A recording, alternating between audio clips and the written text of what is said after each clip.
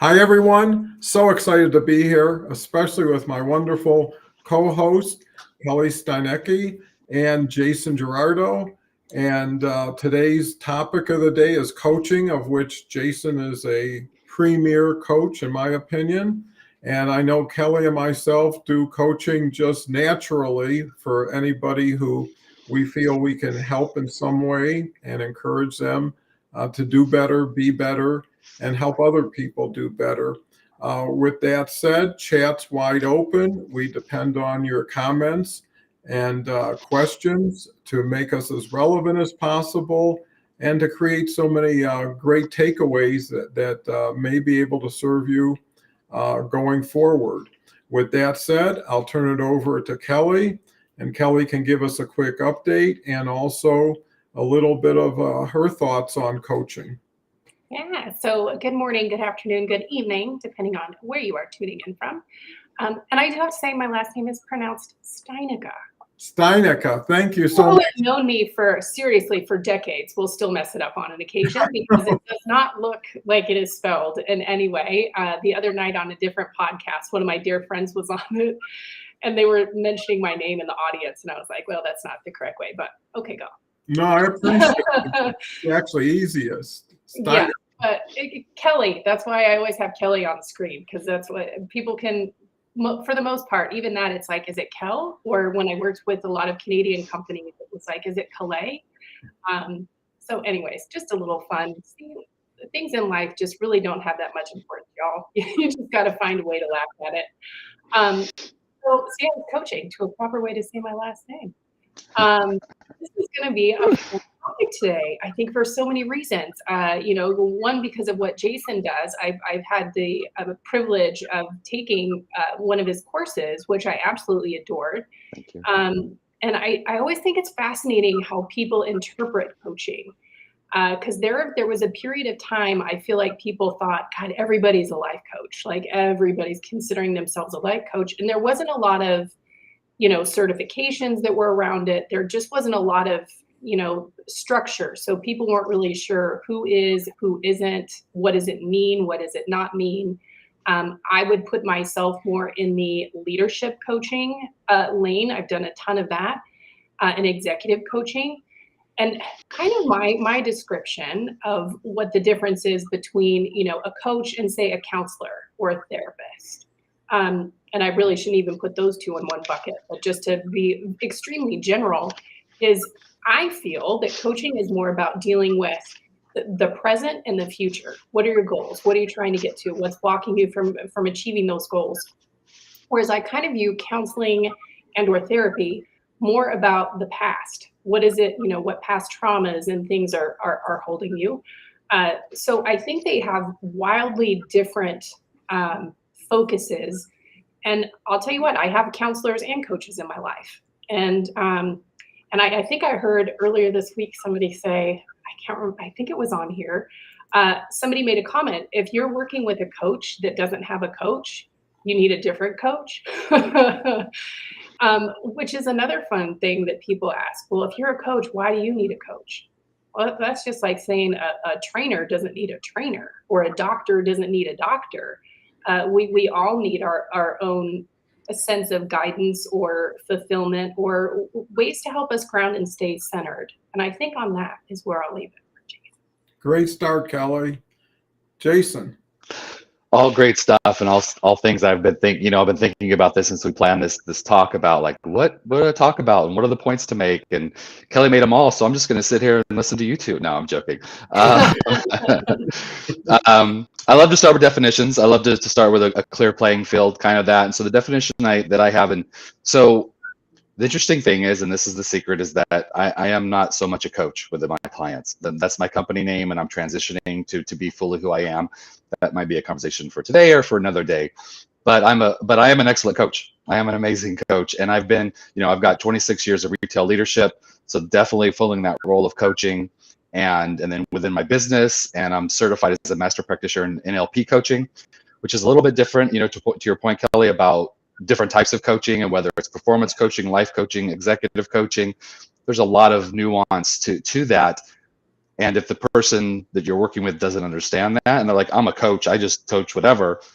Yeah. Once again, maybe time to look for someone different, someone that kind of touch for what you are personalized looking for. But the definition I have here from coaching is, it's kind of a mouthful, but a developmental ongoing interaction between two people, the coach and the client, which assists the client to develop their capabilities, achieve their goals and objectives, and produce successful results. And to your point, Kelly, once again, yes, the coach is working in the present and helping you build a compelling future. And it's about goals and setting goals, building goals, and achieving goals. That's more what coaching is about. If you think about in the sports content, which we'll get into, of course, today, about the different types of sports coaching. And I'm blessed isn't the word, but she's an amazing person. I know, and I think I shared this last time too, because it's the Olympics time right now, that I know someone that's been to the Olympics twice. And she had one of the premier, she's a runner, and she had one of the premier coaches in the world. And she at one point held the world record for the indoor, I think it was the 800-meter run. And just to see how she interacted with her coaches and respected her coaches and listened to her coaches was amazing. Could her coach go out and beat her in the 800-meter? No, she was like a gazelle. She was an amazing runner. But he knew how to help her get to where she wanted to go. And I think that's the key to coaching. Yeah, both of you make so many important distinctions.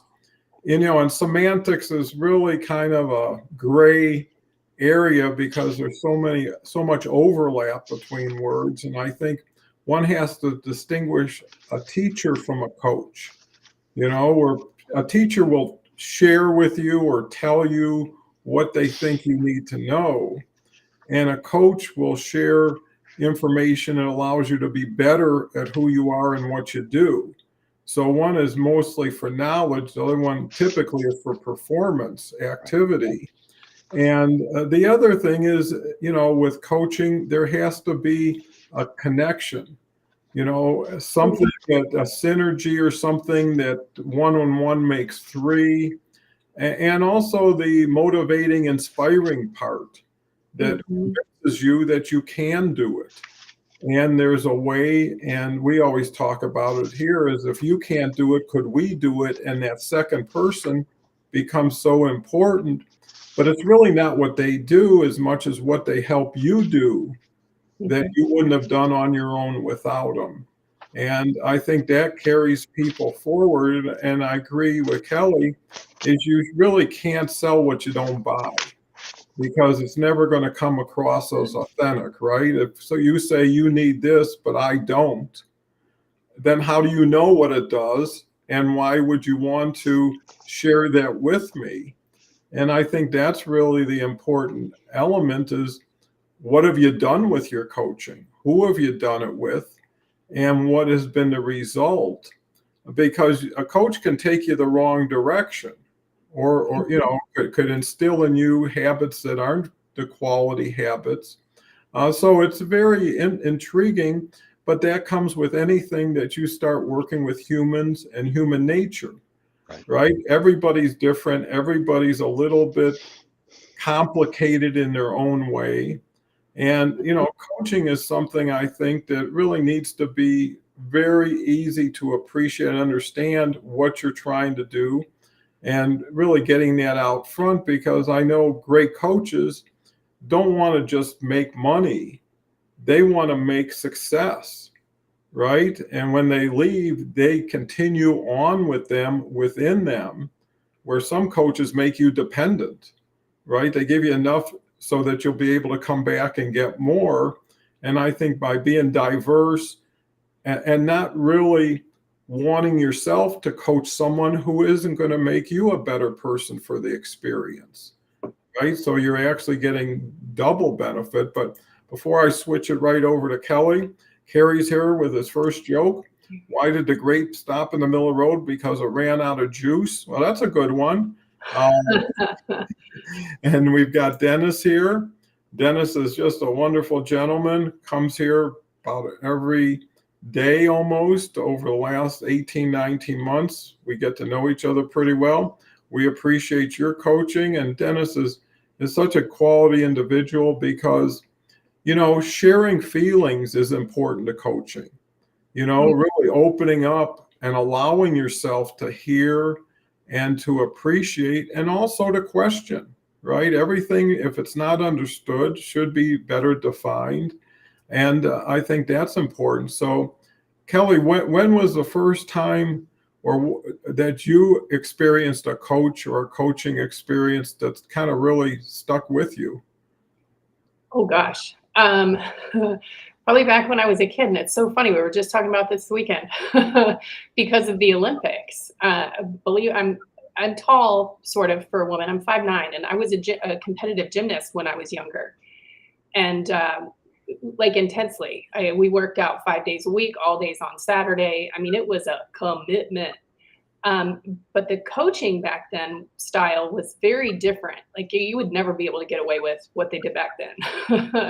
I do think it happens behind some areas with closed doors, because it borderlines abuse. And I say abuse in the sense of, you don't question anything. You just do what you're told. And it didn't matter if, you had, tore your hand, your palm, which was common on the bars. That was an example I was using, and doing conditioning, because conditioning was a huge part of training.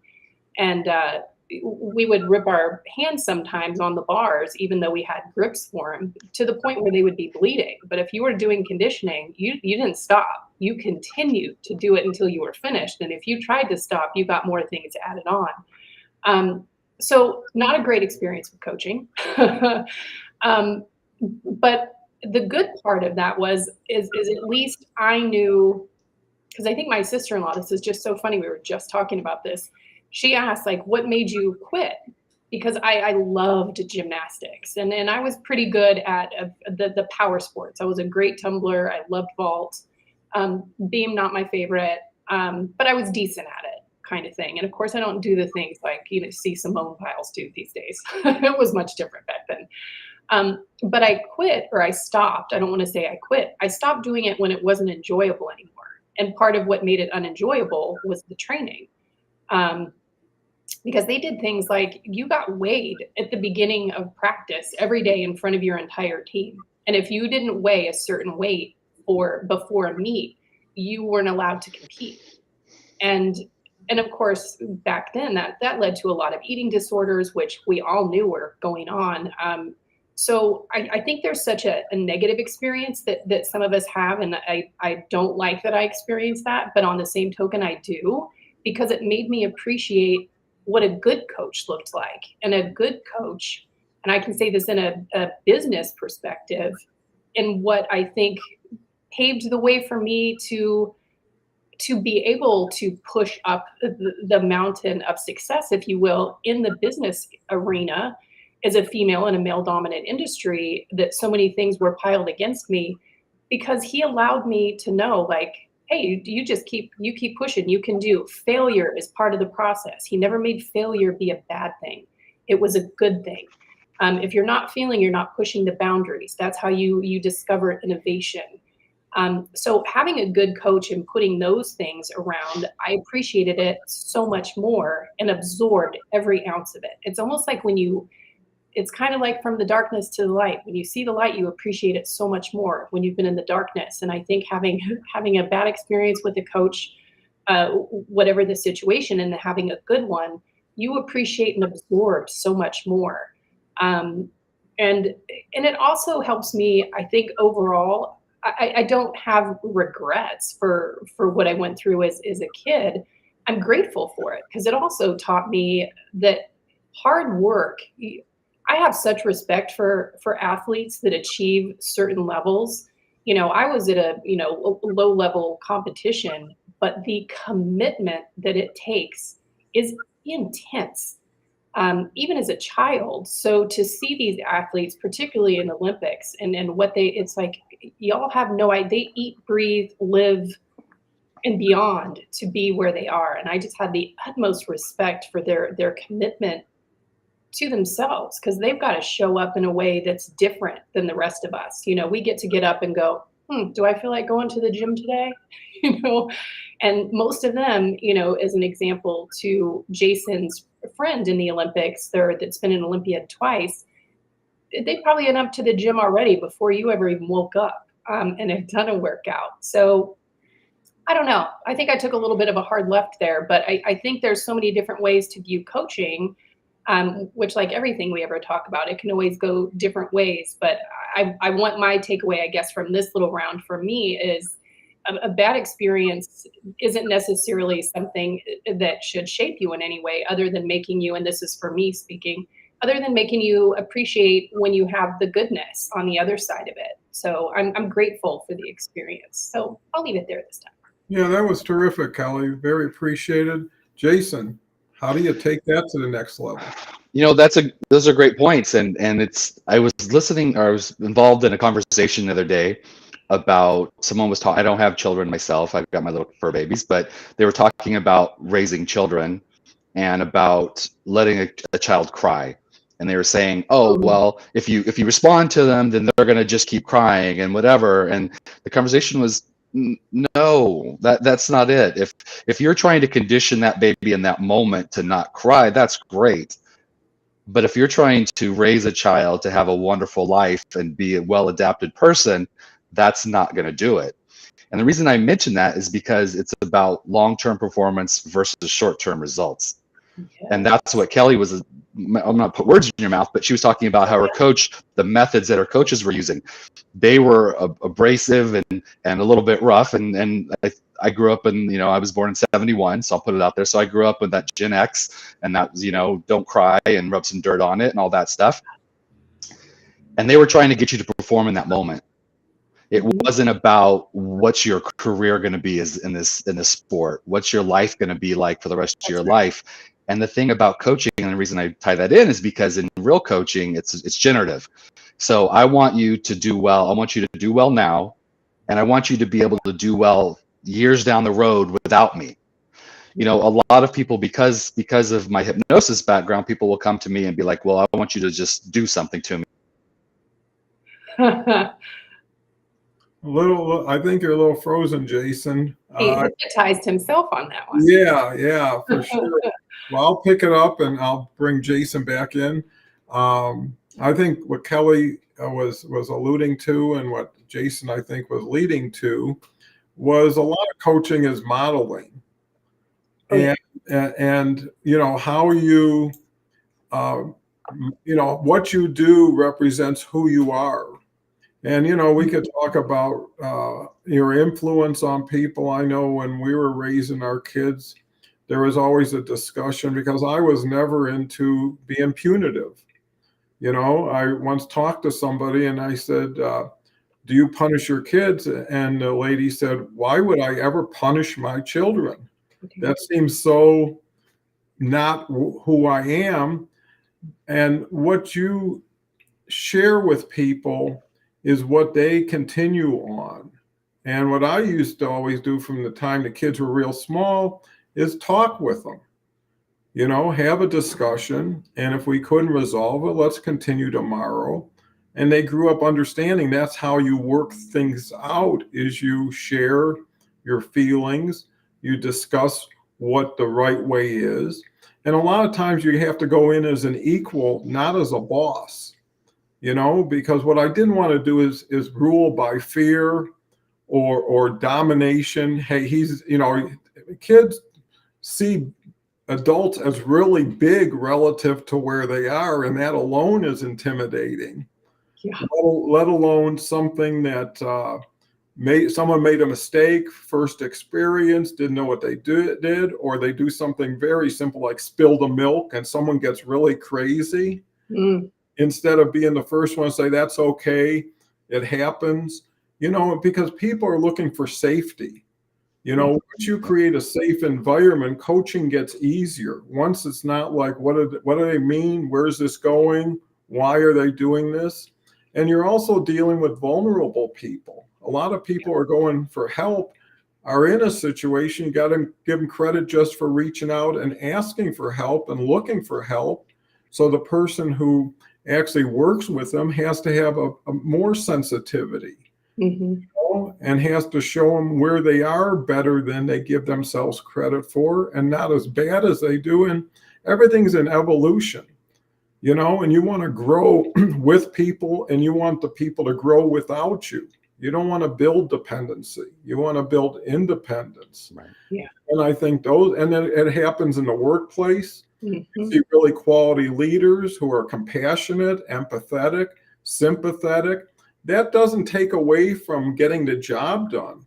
It just gets into understanding. Everybody knows what just happened. The question is, why did it happen? Is there a circumstance? And you never know where someone just came from. Someone's working through something, and not everything is equal. With that, we've got Dennis, who says that was a great one. Oh, you're listening to Carrie too many times. Thanks again for sharing our fun and exciting mentor here, Leslie Flowers. I love your picture, Leslie. Always look for goodness in every experience. It is always there. Greetings, you three loves. Well, Leslie is full of love and compassion and so generous in what she does. She does the Mind Over Matter audio event on Mondays, does the Friday Think and Grow Rich, supports this show and supports so many other shows by listing them and getting the word out. And, I think Leslie is just an excellent example of a great coach. And coaching goes along with mentoring. There's a fine line between someone having a mentor and having a coach. It's not that different. It is Leslie says it is a process which must be delivered in spaced, repetitive intervals over time to create a new habit or belief.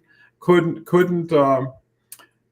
agree with you more. How do you remember my shows? Well, I've been watching them and I've been on them, and I guess they must be important and valuable enough to stick in someone's head, because I can tell you I've seen a lot of shows that I actually wanted to forget. Me and Kelly, we actually had an experience with that one Friday night show that we were both an audience in, and the guy was a disco jockey, kind of deal, throwing on songs and dancing around, and it became so unserious, and it became so less credible for the person, and I think we talk about that all the time. Mhm. How do you become authentic? Because it's easier to be who you are than to put on a mask or a role and act it out and try to come back, because you get conflicted and it just doesn't work. And hopefully shows like this and shows like Leslie, kind of instill that it's really what value do you bring to others. And most individuals are self-promotional. They consider themselves to be the star, even though they should be a supporting cast member. I've missed you guys. Well, you're here now, so no reason to do that.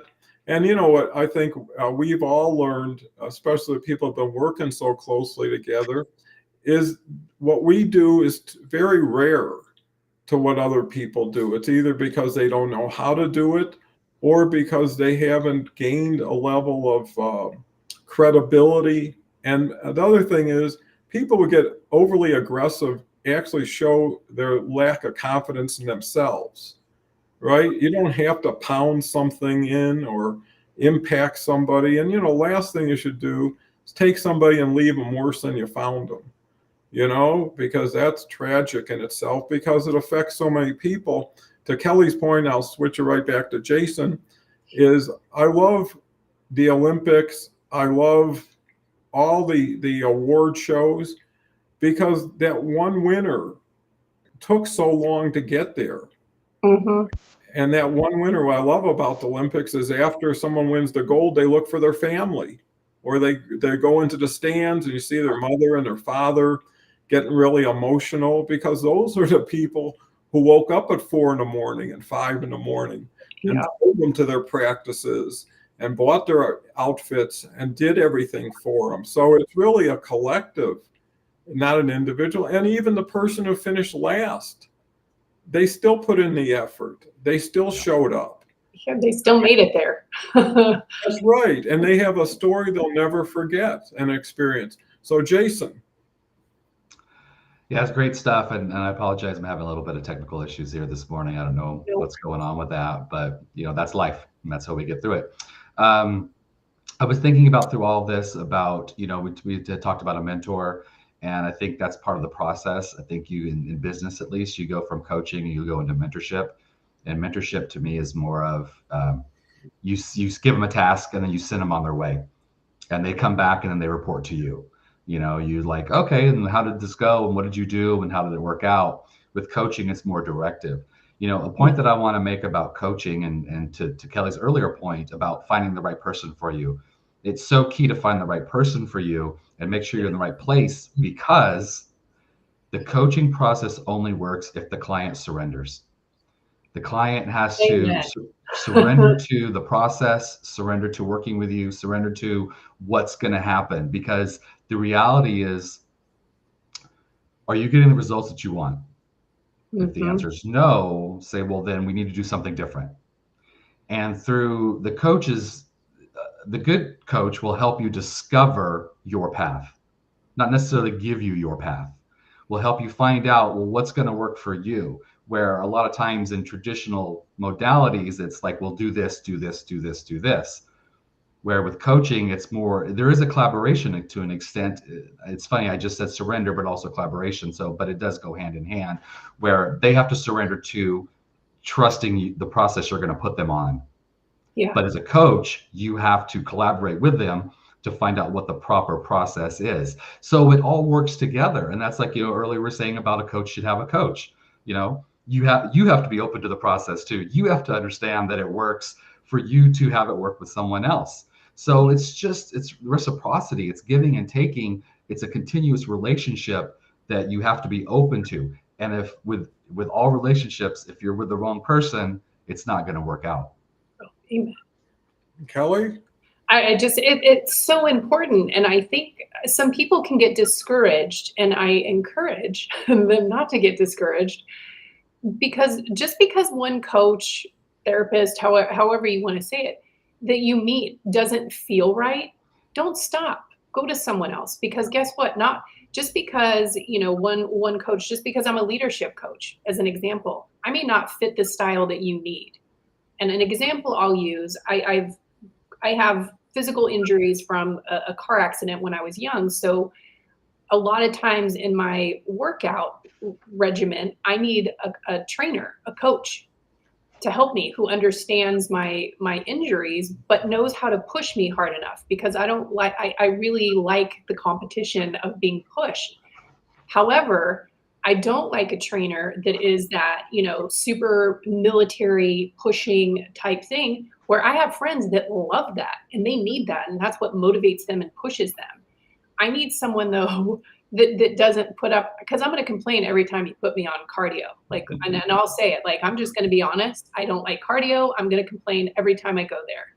So I can't have someone that's going to back down to me and say, all right, let's go on to something else on those mornings where I'm a little bit crankier about it, but that knows how to gently push me, or firmly enough push me, and yet challenge me enough. Because I'm that person that when they're like, let's do 3 sets of 20 on something, and then when we're at 18, they'll be like, 2 more. Do you think maybe you could do 5? And of course, in my brain, I'm like, now that's a challenge. Of course I can do 5 more. So it's finding that balance of knowing who can push you far enough to be your best. Because if I wouldn't have the coach there, I would have stopped at the 20, and the 20 wouldn't have even probably have been at my highest effort. And that's just human nature. That has nothing to do with, I think, me personally. And I'm not saying everybody, because there are some folks that do incredible by themselves doing things, but I think that's what a coach, whether it's leadership coaching or other things, is about. It's about helping guide us and nudge us into a place of discomfort, because any kind of change comes through some form of discomfort. And I'll use this in a leadership example for my teams that I've had over the years. Everyone's different, and I've had to push them differently. And I've had some that have resisted me so hardcore. But I didn't give up, because I'm like, I know they can do it. I know they can do it. They just need to be pushed a little bit slower. And then when they finally get to the other side of it, and you see it happen to people, which is part of the joy of doing it. And in my opinion, it's like, this is worth everything, is watching them achieve and being like, Gosh, thank you so much for not giving up on me. That was incredible. And allowing people, or I guess letting them feel safe. I think the safety thing is a huge thing when you have a relationship with a coach, whether it's in the business space or in a personal arena, because you have to be able to be vulnerable, but also understanding that a coach wants you to achieve and succeed and fly. We'll never push you somewhere where you're going to fail. And I think that's where, Jason, what you were talking about, fear keeps us from doing so many things. And unless you do have that combination of the coach, the community, whatever it is, where you feel safe. And I say this all the time, because community provides us a sense of safety and security, and we are more apt to do greater things because we'll take a higher risk because we feel safe. And it's the same with that kind of relationship, which is so important. So really, to go back around to what I started this whole bunch of words with, was if you don't find the right person out of the gate, don't give up, because there is someone. And then I think secondarily, and I'll toss this back over, is there are times where people outgrow a coach. And I think that's something you shouldn't be ashamed of either.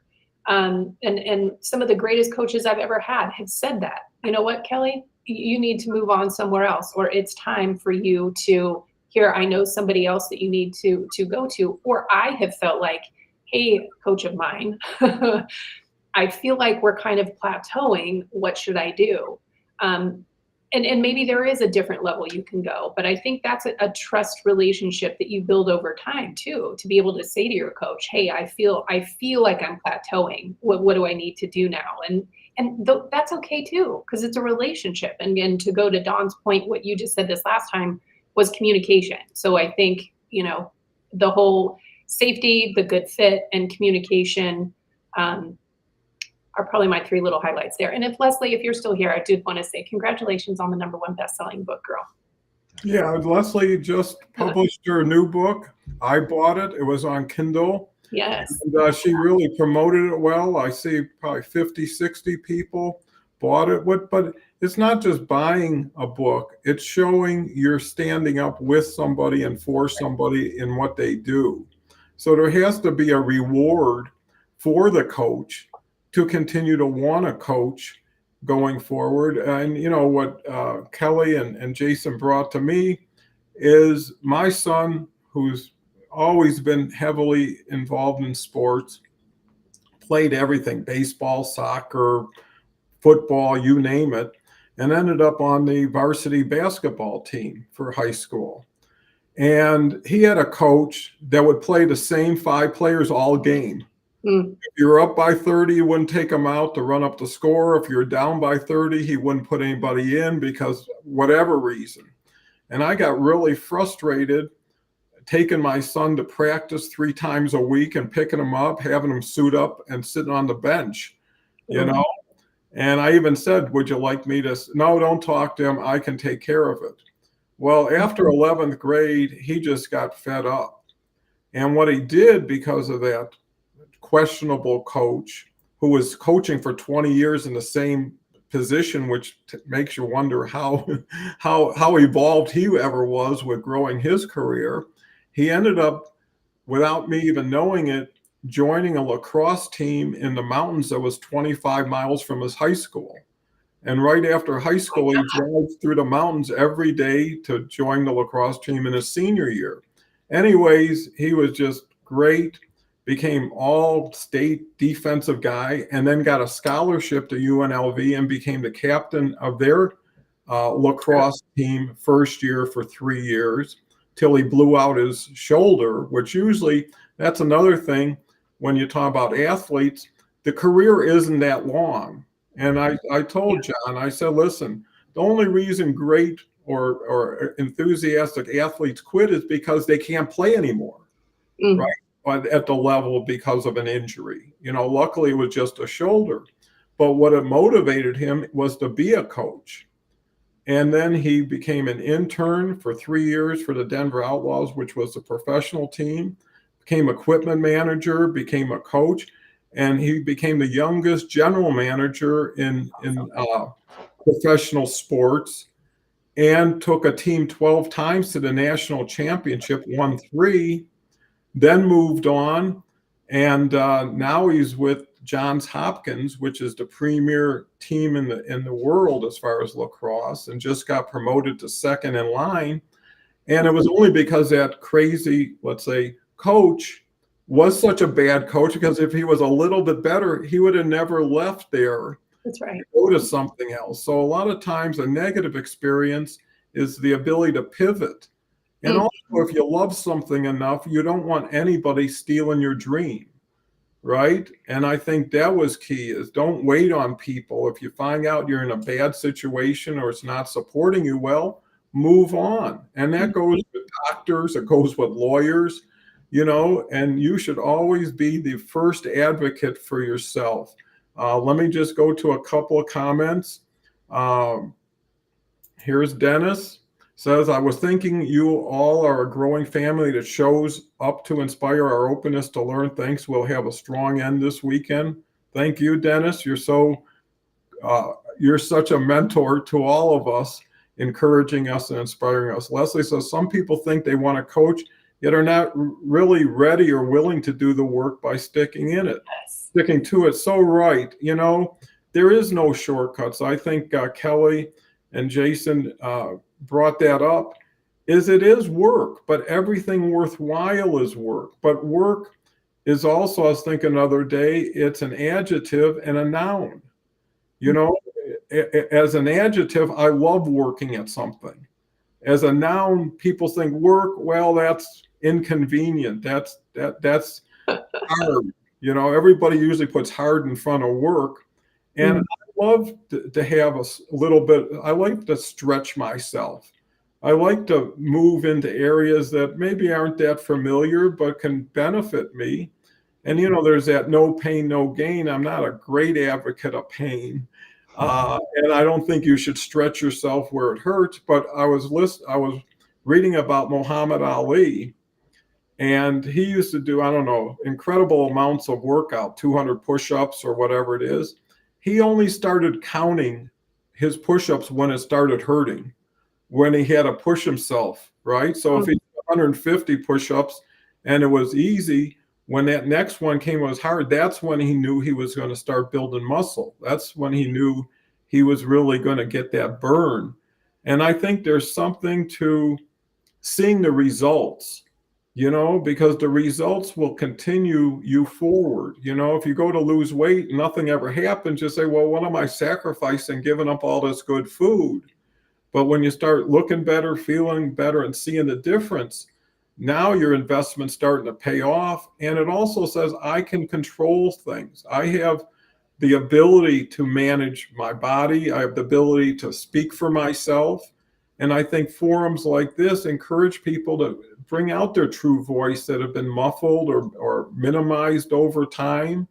And, one thing is, you can give up on a lot, but you should never give up on yourself, right? If all you are is, if the only friend you have is yourself, you've got the best friend in the world. And if you're your worst enemy, it doesn't matter about everybody else, because if you go in positive, optimistic, and here's the thing, time is always in your favor if you allow it to be.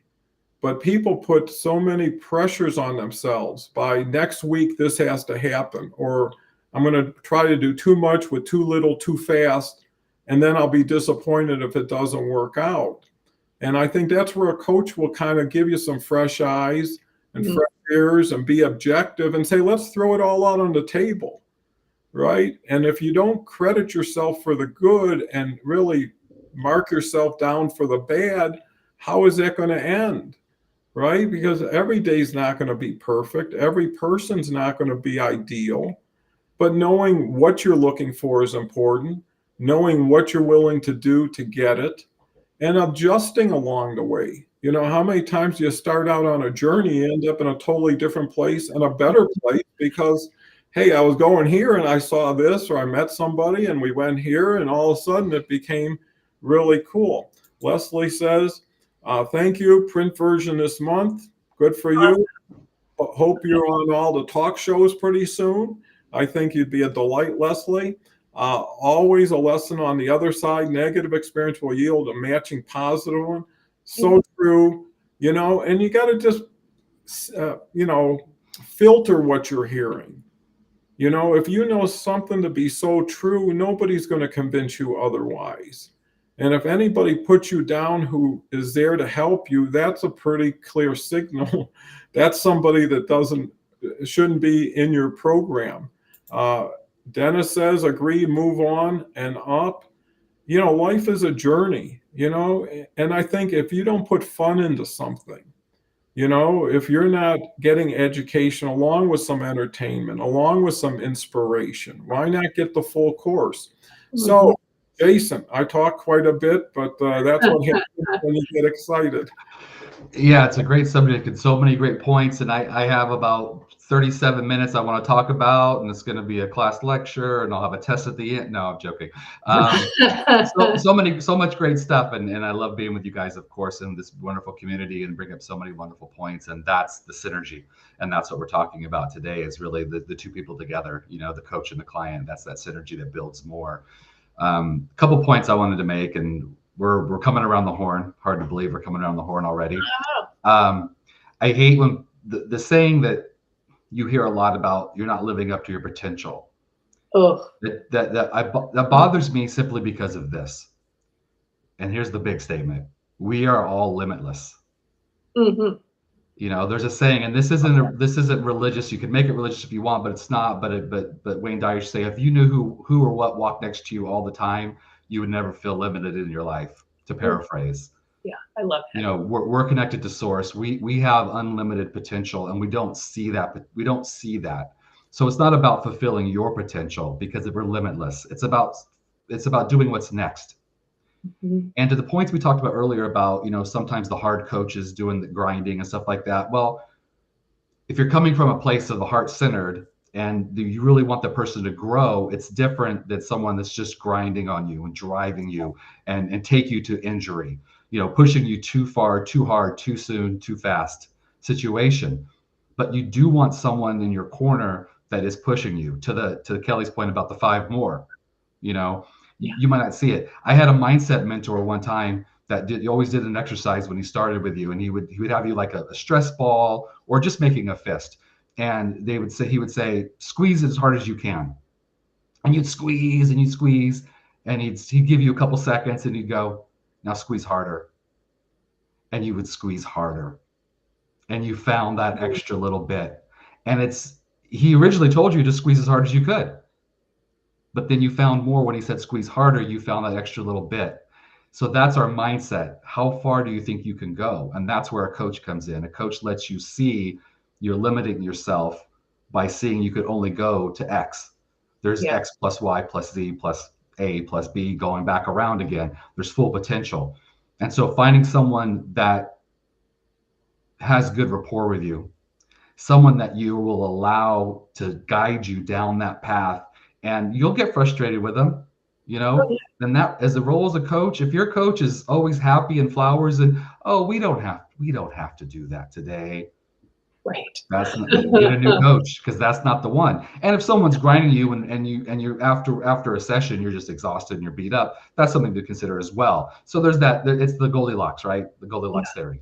You find the one that's just right for you, but leaning towards the one that's always going to sharpen that edge. Always going to push you a little further than you thought you could go, always getting those incremental gains all the time. That's what a productive coach does for you. So well said. Kelly? Yeah, so many great things there. And of course, I could not agree more. And I think, Don, to your point of saying about, you're not really into the no pain, no gain. However, and I know I've said this a lot, I don't think I've said it in a while, but if growth were easy, we'd all be doing it. Growth is rough, and it takes work, and that's where work does have that, it's a 4-letter word to some people. You can't get to those goals or grow unless you're willing to put in the work. Otherwise you're going to stay completely stagnant, and you're not going to make any change. You can say the words all you want, but you've got to put into action to do something different. Because what is the saying about, if you If you want things to change, you've got to change the things that you do or something along those lines. Because of course, if you continue to do the same things expecting different results, that's insanity. So it takes effort, which is why it's so good to have, whether it's an accountability partner, if you can't afford a coach or whatever the situation is, to hold you to task, to get it done. Because sometimes we just need that little extra push, because that other 4-letter word that we all can't stand, fear, pops in and will hold us back and stifle us. And I am 100% a believer, and I have coached many executives on this. Leading by fear never works. I don't care how much you think it's working and it's doing its thing. It is not working. You are losing good people. People are not producing the way they want, because when people live in a space of fear, it goes back to what I said the last go round. When we don't feel safe and supported, we're not apt to take a risk, and a carefree risk. There's a difference between taking a risk where you feel safe and supported because you're joyful, you're limitless, to go on to Jason's point, which is so true, because you're not worried about the crash and burn. You're like, I can do anything. And I've got this team, this coach, this whoever around me that's supporting me, and it's going to be amazing on the other side, because no matter where it lands, I'm going to succeed here. But if you're coming from a place of fear, you're not leaping anywhere. You're going to the closest little thing that you can grab and maybe call it success, because you're afraid to go anywhere else. And that's such a big thing. And I think that's a difficult thing for a lot of us. I mean, I've been there. Like, what is holding me back from doing this thing? And every single time I've had introspection on anything, it's always been fear. Fear is what is holding me back from something, because we do forget that we're limitless. I think that is such an important takeaway. And man, people need to write that on a Post-it note, smack it on your computer monitor, because the only limits that we have are the ones that we put on ourselves. And I think, and I'll end it this time on this one, what I think the beauty of bringing a coach into your life, or a mentor, or whomever, is getting a fresh perspective. Because there is something that is, and I can speak for me, of course, having someone else look at you and tell you, oh, you are meant to do so much more, or, oh girl, you need to be doing this, and believing in you and seeing it reignites, and it makes you go, man, I started doubting myself, and I wasn't believing in myself the way that I was before, because I'm allowing all the noise of the world, and granted, that's a whole different show, to get in our way. And I think we all tend to do that. So having that go-to person that can help you, reset, recalibrate, and refocus, and remind us of the beauty that we all have inside us. It's not just the three of us sitting here. It's every single person that will ever hear this. There is greatness in all of us, and limitness. I don't even know what that word would be, but we are limitless. All of us are. So I think it's just needing that friendly reminder, and there is something special when someone else says it to you. And I don't know exactly psychologically why, but man, there's nothing better, because it's like a hug to your soul and a reignition to the soul when someone looks at you and reminds you of that, and especially when it's someone that you respect and that you admire, perhaps. So I'll leave it there this time. No, I think that we're on such a great roll here, because these are all experiences we personally have experienced. And I know there's people growing up who were discouraging, and they probably didn't even know it, but you'd come home with a B, and it's like, why couldn't you get an A? You come home with an A-, why couldn't you get an A+? And after a while, it's like we're losing, and you don't know as a kid, Yeah. And it either makes you want to work harder or give up. Because if whatever you do is never good enough, why do anything? Or it could turn things around, because I think adversity is the greatest teacher. And the earlier you get to experience it and work with it, the better guided you are in your life. I grew up a lot of kids that had everything. And when they turned 18, 19, they were helpless, right? Their parents thought they were doing them a favor by just giving them whatever they could. And actually, I had a partner for 12 years, successful guy, had tons of wealth, and his kids turned out awful. And he regretted that. And he actually said, "You're the son I always wished for," and we became so close. And he had good intentions. He wanted to protect his kids. He didn't want them to be exposed to a lot of things. But when they grew up, they were so dependent, and that didn't work. And the other thing is, there isn't just one coach. Don't put all your eggs in one basket. Another key point is access to information is so available now. Between Google, between YouTube, you can learn anything, get definitions on anything, so it's not like you had to have money. It's not like you had to live in a big city. It's really coaching yourself and allowing other people to enter into it. They say a quality coach is, again, someone who allows you to do something you couldn't have or wouldn't have without them. And that made all the difference. And I know Kelle tells the story of a vet who was about to do something dramatic and someone smiled at him. Yep. Right? So coaching doesn't have to be a long, drawn out process. It just has to touch somebody deep enough that they find themselves again and they can value and love themselves. With that, we've got a lot of comments. Let me get into them. Here's Leslie. We are either growing or disintegrating in every moment. There is no such thing as fixed. I agree with you 100%. Everything you do takes you either closer or further from your goal, and identifying where that is and giving yourself some grace. Some days, if you can't do the whole 3 miles, do the mile and a half. One day by itself isn't going to make or break you, but anytime you stretch beyond your comfort level doesn't make for a positive experience. It might make for a growing experience, but know your body, know your situation, and allow yourself that opportunity. Agreed, lead with dare, not fear. And look who's here, Cohen, one of my favorite people on LinkedIn. If you don't know Cohen, you absolutely should. Yes. Just returned from Greece. He had published his book a couple months ago.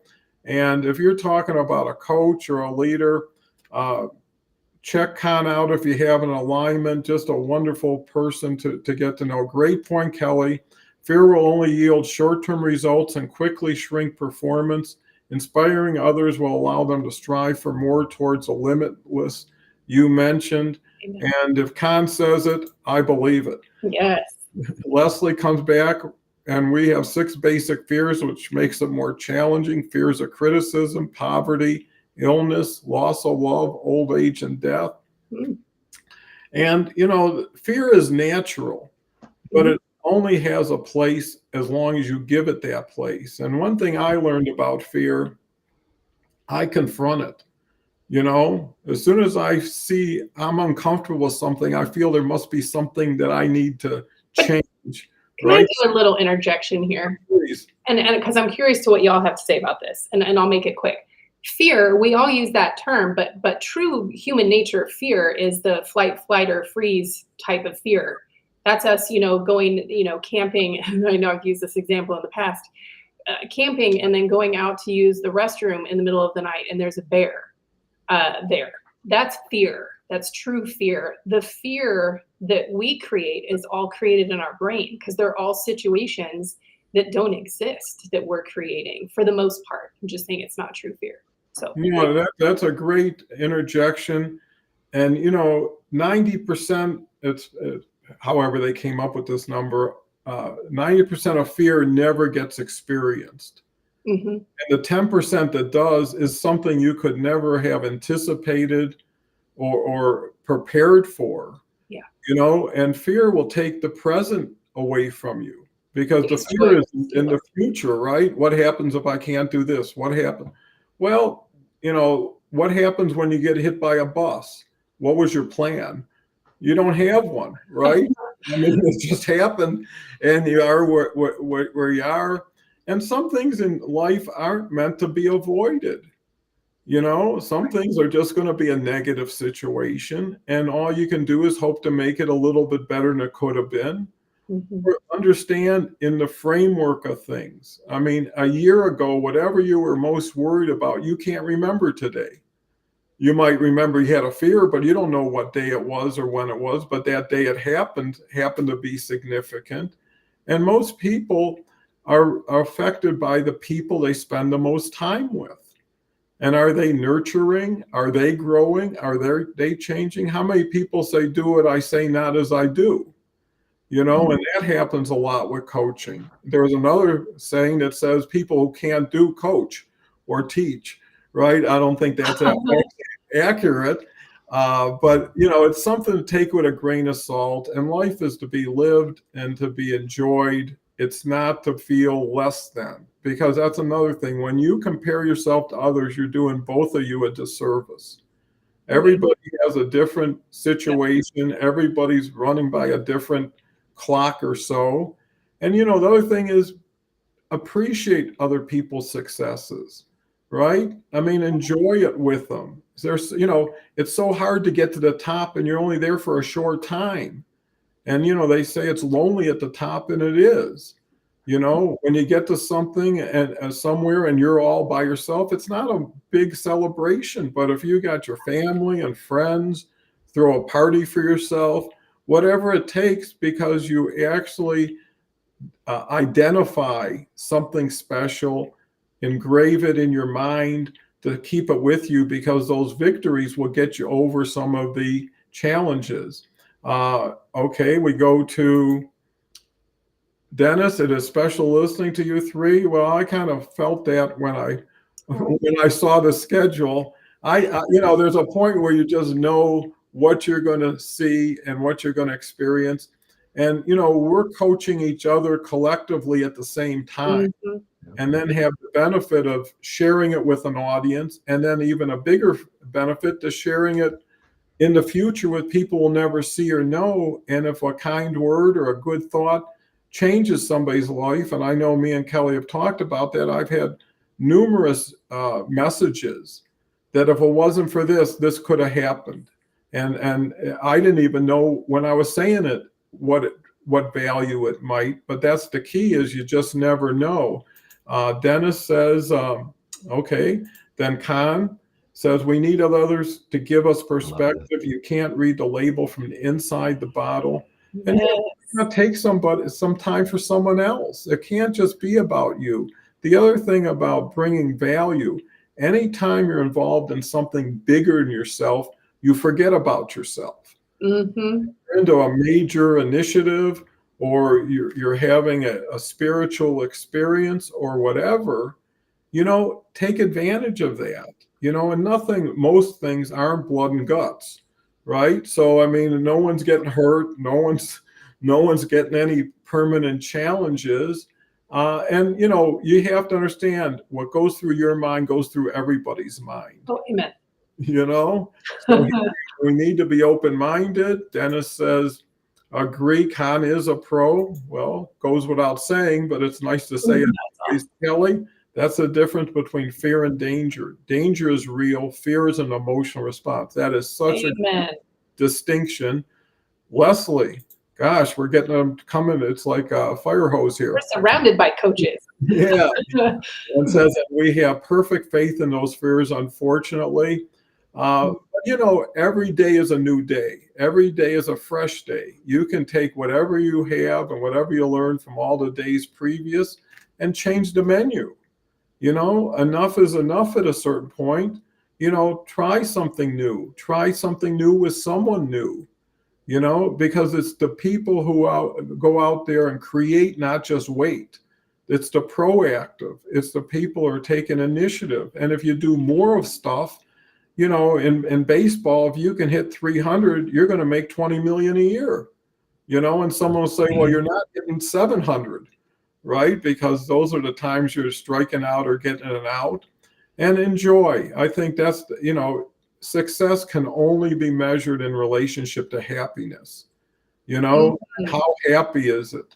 that whatever you do. And, you know, I always say this too. I wake up every day just so blessed to have another day, you know, and right there, I'm a winner. And, you know, someone gave me a chance to ride on the roller coaster of life again with all the ups, without all the downs. And if you believe in that, people can't take that away from you. You know, if you have sincere belief in something that you're just rock solid on, that's your anchor. Here we go with Con, and it says spot on down. We can always hit the reset button. Sometimes you like to hit the reset button just to see what it does, right? It's like, hey, that's a cool. What happens? Oh wow, got to get back to the old place. So we're coming up. Oh, we came up on it. That's so fast. So Jason, last words. A couple of points I'll make really quick, but I do want to make these points. Is that, you know, we're talking about the sympathetic nervous system and about fear and about how it's activated. Well, that's what anxiety is. This is your sympathetic nervous system is activating without something that's really there. What's happening is that your filters are telling you that what could happen is a danger, as we're talking about, but it's not. So we want to look at what those filters are, where they came from, clear them out. So those little things aren't interacting with us that much anymore. That's a deeper discussion, but I'll leave it at that. The other thing is, Dawn, you mentioned the internet. You could look it up, you could research stuff, but what are you doing with the resources that you do have? Yeah. Are you watching cute little puppy videos or kitty videos on YouTube? Or are you looking at videos like this video and stuff like that? And puppy videos and kitty videos are great, and it's good release. But remember, that's the part of coaching. What are you doing with the tools that you do have at your disposal already that you're not using because you're not using them the way you want them to? So that's something. The last point I want to leave with is something my mentor said. Anything less than 100% support is sabotage. Go full in. Be full in, surrender to the process, be there for the process, be open to it. Don't doubt yourself, love others, know that you're connected to something bigger, and make things happen. Great, Jason. I always have believed love is the answer. So anytime you add love and receive love, you're in the right place at the right time with the right people. Kelly? Yeah, well, as usual, we could all totally go on for another hour in so many different directions on this topic. Great way to end on those points, Jason. And I think it is just a reminder. If you feel like there's something that needs to change or you feel like you're stuck, reach out to someone. Because I think there are so many, I know I've taken a couple of Jason's courses as an example. There's other coaches that the reason they do 15-minute free consultations, y'all, isn't because they're necessarily trying to close a deal or they're trying to sell you something. It is a matter of a fit. So reach out to those, reach out to people and say something, because I agree, you know, spending time on puppy videos, as much as I do like them sometimes too, all it is it's a way to procrastinate from dealing maybe with what we're trying to deal with. And the sooner that we deal with something or that we get through the suck, if it were, the better. Because I don't know anyone that has gotten to the other side. You know, we grow through what we go through. And I know no one who's gotten to the other side of that part, that sticky part they don't want to go through, that said, man, I wish I would have waited one more day. But make today your day, because it's never too late. And I will say, as I normally say, because I think it absolutely matters. Every single one of us has the power to make a difference in someone else's life. And that is even just through something that is a smile. You never know what's going on behind the smile of someone else. So please go out and shine. It's so bright that others can't help but shine too. Well, thank you both. And thank you, audience, for such a beautiful show. And every show, and I've done 800 plus, I forgot. Crazy. I've learned from everybody on the show something. Yeah. And I continue to learn. And me and Kelly have had over 100 shows. And every show, Kelly has been a great mentor and coach along with Jason. And, you know, a coach is somebody who's around you and has influence. It doesn't have to be someone with a bunch of letters after their name or anything else. Some of the best teachers had the least amount of education, but had the most life experience. And, you know, there's a difference between being knowledgeable and being wise. And those are the people, and the people who really have an investment in you. I know my grandmother was always there for me. And no matter how bad life was, I knew when I was with her, everything would be okay again. And having that backup, having that person who loves you unconditionally, that finds goodness when you can't find it, is enough to get you back in the game. It's like a pit stop, and I think you should always value and appreciate that group of people, and also use them as reference to other people. Well, how does this person measure up on my grandmother's index? Once you've got the ultimate, you do have something to measure against. And you know what? Sharing people's experiences who aren't with you anymore brings them back to life with you and for you. Right. And I think that's why you can actually say, I never lost anybody. I just have them in a different form now, or have a different relationship. So believe in the good. There's a lot of it. Where you look is where you go, and that's important. So with that said, we're over, but I'll blame it on such wonderful comments from the audience and not take any responsibility for being late. So with that said, go off and have yourself a